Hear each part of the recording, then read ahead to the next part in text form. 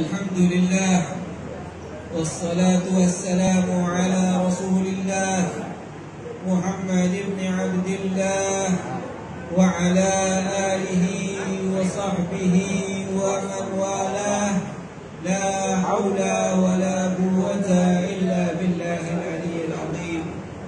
Yang saya hormati Sayyidil Jad Abi Abdul Rahim bin Jubri, yang saya hormati daripada Sayyidil Am Abi Abdul Rahman al-Jubri, yang saya hormati Sayyidil Am Abi Idrus al-Jubri, yang saya hormati Sayyidil Am Abi Abdul Qadir al-Jubri, yang saya hormati daripada Sayyidil Am Abi Abu Bakar al-Idrus, yang saya hormati daripada Sayyidil Am Abi Hamid al-Idrus, yang saya hormati daripada Sayyidil Walid Abi Umar al-Jubri, yang saya hormati Sayyidil Walid daripada Sayyidil Am Abi Abdullah al-Qah, yang saya hormati daripada Sayyidil Am Abi Hamid al-Idrus, yang saya hormati ustadi, guru saya, orang tua saya, Ustaz saya Habib Abdul Rahman al-Jubri, yang saya hormati juga Ustaz saya, guru saya Ustaz Aidir Bamsir, dan daripada khusus Sahabul Bait Sayyid Syekh bin Alwi al-Jubri. Kita alhamdulillah saat ini sudah berada di pertengahan November dan tidak lama lagi berada di bulan Desember. Maka untuk itu insyaAllah tema kita malam ini memilih seorang pemimpin. Nabi Muhammad sallallahu alaihi wasallam bersabda di dalam hadisnya, Ana sayyidu waladi Adam. Aku ini, katanya Rasulullah sallallahu alaihi wasallam, adalah pemimpinnya anak Bani Adam. Seluruh Bani Adam yang ada di muka bumi ini, melainkan seluruhnya, semuanya adalah yang mana semuanya di bawah benderanya Nabi Muhammad sallallahu alaihi wasallam. Oleh karena itu Allah Subhanahu wa taala ingin menjadikan ini Nabi Muhammad adalah seorang pemimpin. Maka sebelum Nabi Muhammad diutus menjadi seorang Rasul, sebelum Nabi Muhammad dilahirkan dari ibunya yang bernama Aminah, Allah Subhanahu wa ta'ala telah mempersiapkan daripada garis-garis keturunan Nabi Muhammad, kakek-kakek dari Nabi Muhammad, seluruhnya pemimpin. Daripada ayahnya Abdullah sampai daripada Abdul Muttalib bin Hashim bin Abdul Manaf bin Qusay bin Kilab bin Murrah bin Ka'ab bin Lu'ay bin Ghalib bin Fihr bin Malik bin Marah bin Nadar bin Kinana bin Khuzaimah bin Mudrika bin Ilyas bin Mudar bin Nizar bin Ma'ad bin Adnan bin Udad, ila sampai terus bersambung kepada bin Ismail bin Ibrahim, terus bersambung kepada Nabi Allah Adam alaihi salam. Tidaklah jadi ada daripada kakek Nabi Muhammad sallallahu alaihi wasallam, melainkan mereka seluruhnya menjadi seorang pemimpin. Disebutkan di dalam Sirah Nabawi karangan daripada Syekh Ahmad bin Zaini Dahlan, kakek Nabi Muhammad yang bernama Adnan adalah seorang pemimpin yang terkenal pada zamannya. Tidak ada perang yang terjadi pada saat itu ketika Adnan berada di posisi tertentu, melainkan yang di posisinya Adnan pasti akan menang. Sehingga pada saat itu Adnan, kakek Nabi Muhammad, ketika ditahu akan alamat tanda ini akan menjadi seorang pemimpin dan akan menjadi kakeknya, menjadi keturunannya ada yang nama Muhammad, mereka incar Adnan, mereka ingin bunuh Adnan. Ketika itu Allah Subhanahu wa ta'ala berikan wahyu kepada salah seorang nabi yang berada daripada zaman negeri itu untuk menjaga Adnan. Begitu juga dengan kakek setelahnya, seterusnya, bahkan Fihr, orang yang pertama digelar, diberikan nama Quraisy, yang pertama kali dengan nama Al-Quraisy adalah kakek Nabi Nabi Muhammad juga yang bernama Fihr. Fihr juga menjadi seorang pemimpin. Bahkan disebutkan Fihr adalah seorang pemimpin di negerinya, yang manakala tidak ada orang yang miskin melainkan hajat mereka dibantu oleh Fihr, kakek dari Rasulullah. Ketika di rumah seorang daripada penduduk di negerinya tidak ada berasnya, tidak ada gandumnya, tidak ada hal yang untuk dimakan, beliau yang bawakan dari rumahnya untuk berikan kepada orang-orang yang tidak mampu. Dan begitu seterusnya sampai kepada Abdul Muttalib, sampai kepada Abdullah juga sama seperti demikian. Nah, Sayyidina Abdullah yang mana dijelaskan di dalam kitab Sayyid Ahmad bin Zaid Dahlan di juz pertama, bahwa Abdullah ini adalah seorang ayah Nabi Muhammad, yang mana beliau mendapat nurnya Nabi Muhammad, sehingga nur tersebut menjadikan wajahnya Abdullah begitu ganteng rupawan. Tidak ada satu orang pun wanita yang hidup, yang tinggal di Mekah Al-Mukarramah melainkan cinta kepada Abdullah. Seluruh perempuan di Mekah semuanya cinta dengan Abdullah. Bahkan banyak daripada perempuan-perempuan yang terkenal akan kecantikannya menawarkan dirinya kepada Abdullah, saking gantengnya Abdullah. Bahkan disebutkan di dalam riwayat, pada malam menikahnya Abdullah dengan Aminah, seluruh perempuan di Mekah Al-Mukarramah jatuh sakit. Allah, seganteng-gantengnya orang saat ini tidak pernah kita dapati. Fulan bin fulan ganteng, tapi nikah semua perempuan sebelumnya sakit. Ketika ada satu fulan bin fulan artis yang terkenal, tersohor menikah, gak pernah kita dengar ada perempuan sakit karena sebab daripada seorang yang ganteng tersebut menikah. Ini Abdullah, seluruh perempuan sakit yang ada di kota Mekah karena rasa kecewa mereka yang tinggi. Kenapa bukan kami yang nikah dengan Abdullah? Kenapa bukan kami? Kenapa harus Aminah yang menikah dengan Abdullah? Ini orang-orang yang telah ditunjukkan menjadi pilihan dari Allah Subhanahu wa Ta'ala untuk menjadi daripada kakek dan menjadi ayah dari Nabi Muhammad SAW. Semuanya mereka harus memiliki istimewaan. Mereka semua harus memiliki sifat-sifat kepemimpinan yang Allah telah pilih daripada orang pilihan-pilihan yang khusus, pilihan-pilihan yang tertentu. Untuk siapa? Untuk Nabi Muhammad sallallahu alaihi wasallam. Oleh karena itu, Nabi Muhammad sallallahu alaihi wasallam bersabda di dalam hadisnya, yang mana kita selalu senantiasa setiap malam kita mendengarkan daripada kalimat tersebut dari mana sahibul maulid Tibai mengatakan, walam yakhrajani Allah min aslabit tahirah, fama min sulbin dhammat illa tammat alaihi min Allah ni'mah. Daripada mana sahibul maulid al-Habsyi, daripada sahibul maulid Tibai mengatakan, walam yakhrajani Allah illa walam yakhrajani min sifahil qaf. Sesungguhnya Allah Subhanahu wa Ta'ala sama sekali tidak mengeluarkan aku daripada kandungan dan daripada seorang ayah, melainkan mereka itu adalah orang-orang yang terhormat. Tidak ada ceritanya mereka itu orang-orang yang rendah. Semuanya mereka itu adalah sesosok pemimpin. Demi apa? Demi menjaga Nabi Muhammad sallallahu alaihi wasallam. Lihat bagaimana Allah Subhanahu wa Ta'ala menjaga Nabi Muhammad sallallahu alaihi wasallam sampai sedemikian rupa.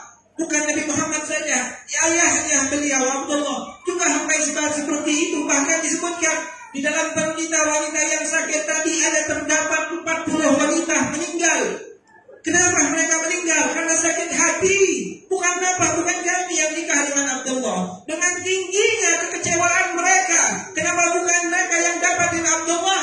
40 malam itu 40 perempuan meninggal karena kecewaan mereka yang tinggi akan kepada Nabi yang akan kepada Abdullah, ayah daripada Rasulullah sallallahu alaihi wasallam. Wahakala dan begitu seterusnya. Makna daripada kepemimpinan ini masih tetap terus ada hingga yaumil qiyamah. Tapi untuk siapa? Untuk orang-orang yang tetap berpegang teguh dengan syariatnya Nabi Nabiyyina Muhammad. Orang yang tetap teguh, berpegang teguh dengan sunnah Nabi Muhammad sallallahu alaihi wasallam, mereka sudahlah pasti akan menjadi seorang pemimpin. Mau mereka itu daripada Bani Alawi atau bukan daripada Ahlul Bait, orang biasa atau daripada orang yang terhormat, jika mereka berpegang teguh dengan Nabi Muhammad sallallahu alaihi wasallam, maka kelak mereka pasti akan menjadi pemimpin. Setelah mereka tidak menjadi pemimpin, orang yang akan menjadikan mereka bagian dari pemimpin.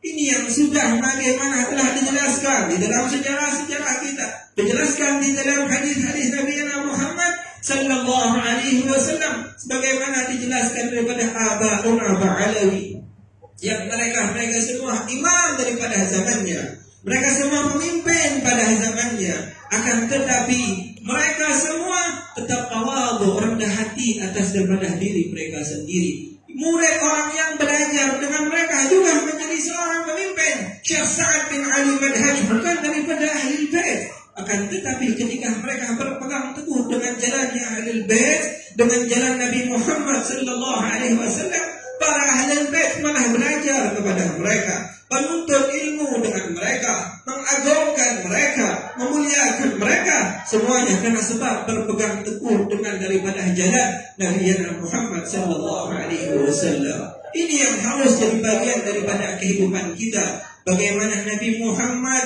kita jadikan daripada pedoman hidup kita. Kita jadikan Nabi Muhammad sallallahu alaihi wasallam selalu senantiasa menjadi panutan kita yang di depan. Janganlah kita melakukan sesuatu melainkan hal tersebut telah kita tahu bagaimana tuntutan daripada amal liyah dari Nabi Muhammad sallallahu alaihi wasallam. Karena Nabi Muhammad katakan, "Man ahya sunnati," barang siapa mengamalkan, menghidupkan sunnahku, dan pada saat itu orang-orang sudah lupa daripada sunnahku, faka'annahu, seakan-akan ia telah menikah dan telah mendapatkan pahala 100 daripada orang syahid.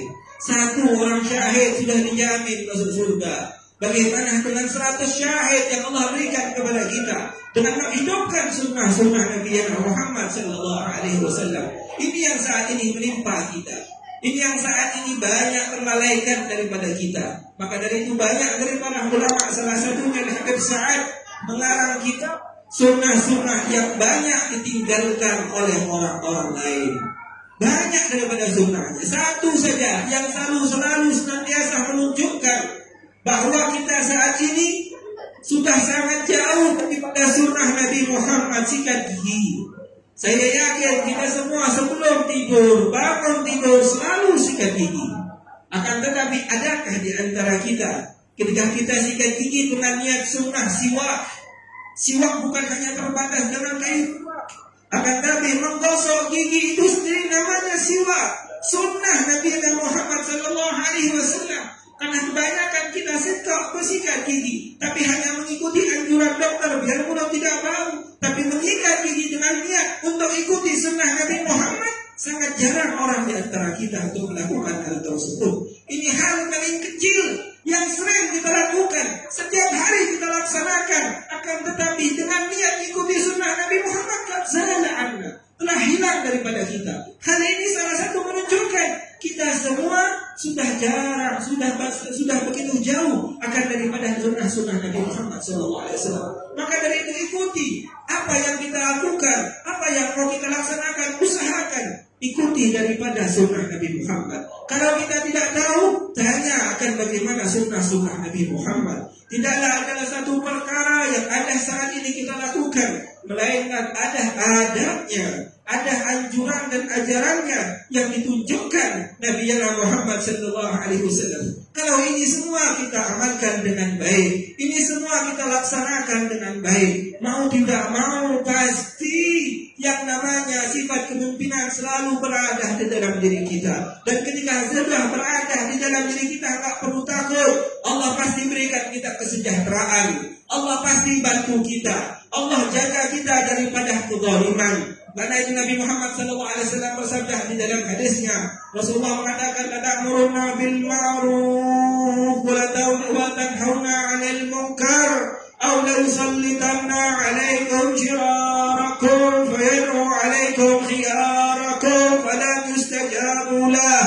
Dikatakan Nabi Muhammad, kalau amalkanlah amal yang ma'ruf, jangan kalian melakukan amal yang mungkar.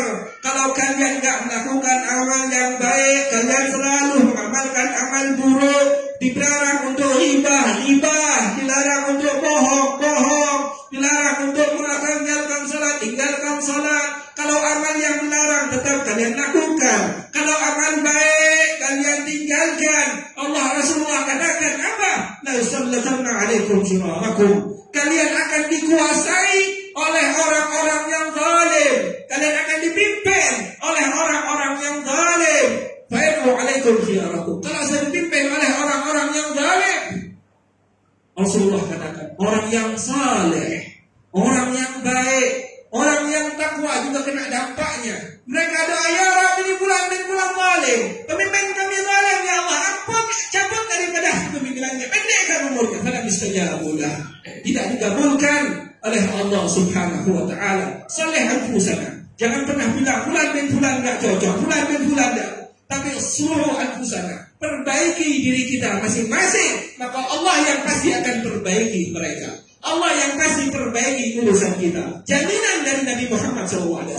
Apakah mungkin Nabi Muhammad yang sudah menjamin jaminan Nabi Muhammad, terus Nabi Muhammad tidak akan lepas tangan begitu saja? Tidak akan mungkin Nabi Muhammad SAW melakukan daripada hal-hal yang semacam itu, sesuatu yang mustahil untuk dilakukan oleh baginda Rasulullah SAW. Maka dari itu disebutkan di dalam kitab Tanbihul Muqtarrin, salah satu daripada disebutkan beliau di situ, ada salah seorang pemimpin mengatakan, wahai kalian daripada rakyatku, kalian perintahkan kami untuk adil, untuk mengamalkan sebuah kepemimpinan seperti Sayyidina Abu Bakar Siddiq, seperti Sayyidina Umar bin Al-Khattab. Akan tetapi kalian, wahai rakyatku, lupa kepada diri kalian sendiri. Kalian perbaiki diri kalian, ikuti Rasulullah, ikuti Abu Bakar Siddiq, ikuti Umar bin Al-Khattab, maka yang pasti Allah yang jaga kalian, Allah yang lindungi kalian. Mudah-mudahan dengan apa yang saat ini kita kumpulkan bersama, Allah jagakan kesehatan kita, Allah limpahkan kepada kita rezeki yang melimpah, rezeki yang berkah, dan Allah Subhanahu wa taala akan menaungkan kita di bawah naungan syafaatnya Nabi Muhammad, meminumkan kita dari telaga Kautsar dengan tangannya Nabi Muhammad. Dan mudah-mudahan ya Allah, kita minta kepada Allah Subhanahu wa taala akan menghatamkan kita dengan husnul khatimah. Assalamualaikum warahmatullahi wabarakatuh.